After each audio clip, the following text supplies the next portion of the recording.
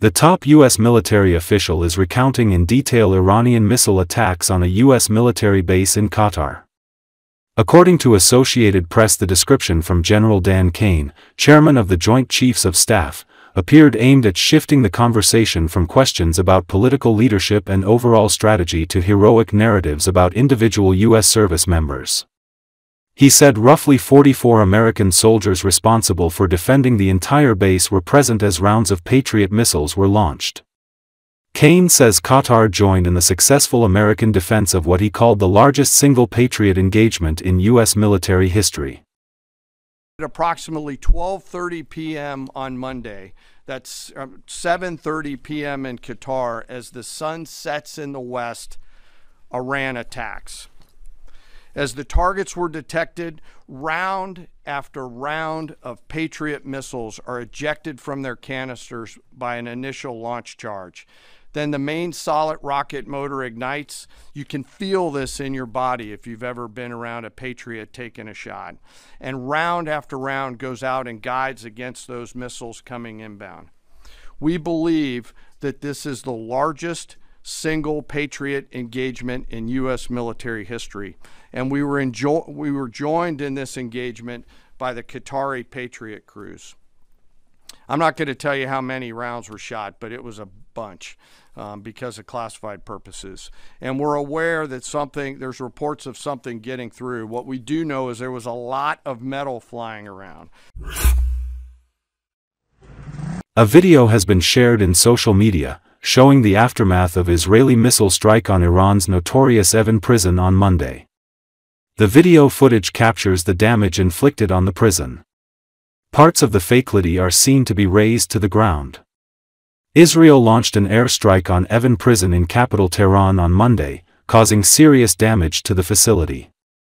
The prison serves for incarcerating political prisoners, human rights activists and others. It should be noted that the 12-day war between Iran and Israel started on June 13 after Israel's surprise strike on key military and nuclear facilities in Iran. Iran responded by firing barrage of missiles across Israel.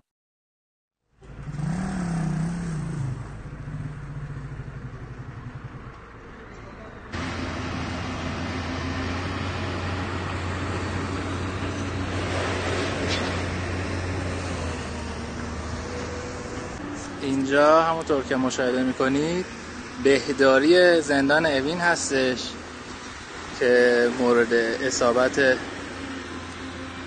رژیم صهیونیستی قرار گرفت. اینجا داخل بهداری زندان اوین هستش که همونطور که مشاهده میکنید کامل تخریب شده.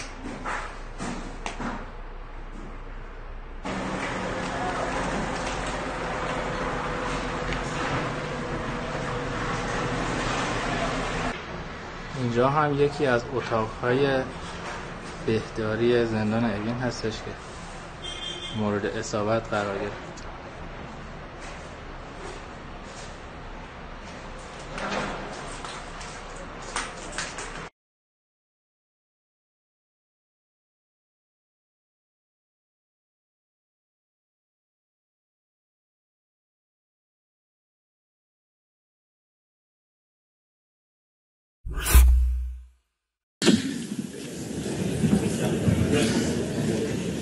Ukrainian President Volodymyr Zelensky formally approved plans Wednesday to set up a new international court to prosecute senior Russian officials for the full-scale invasion of Ukraine.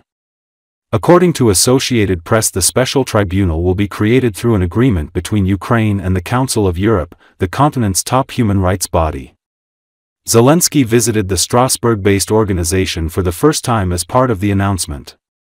The special tribunal aims to target senior Russian leaders for the crime of aggression, which underpins the countless war crimes Ukraine accuses Russian forces of committing since the start of the war on February 24, 2022. Existing international courts, including the International Criminal Court in The Hague, lack jurisdiction to prosecute Russian nationals for that specific offense. Since early in the conflict, Kiev has been pushing for the creation of a special tribunal that goes beyond prosecuting war crimes that Ukraine alleged Russian forces committed, including bombing civilian infrastructure, killing civilians, rape, taking hostages and torture. Russia denies those accusations. There are logistical details still to be resolved, including where the court will be based. The Hague has been suggested because of its existing legal infrastructure, but no final decision has been made. Russia doesn't extradite its own citizens, and whether or not Russian President Vladimir Putin will ever end up in the dock remains to be seen.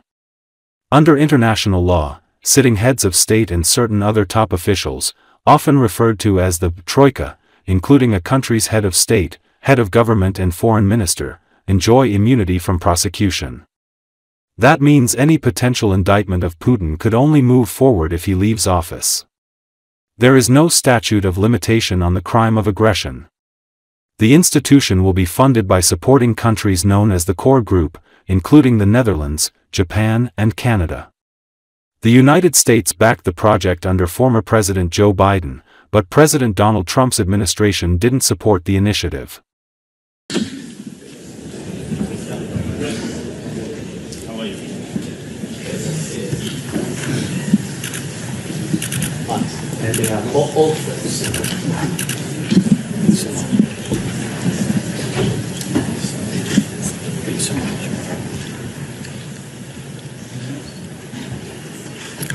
Ladies and gentlemen, His Excellency Mr. Volodymyr Zelensky, President of Ukraine, and Mr. Alain Berset, Secretary General of the Council of Europe, will now sign the agreement between the Council of Europe and Ukraine on the establishment of the Special Tribunal for the crime of aggression against Ukraine.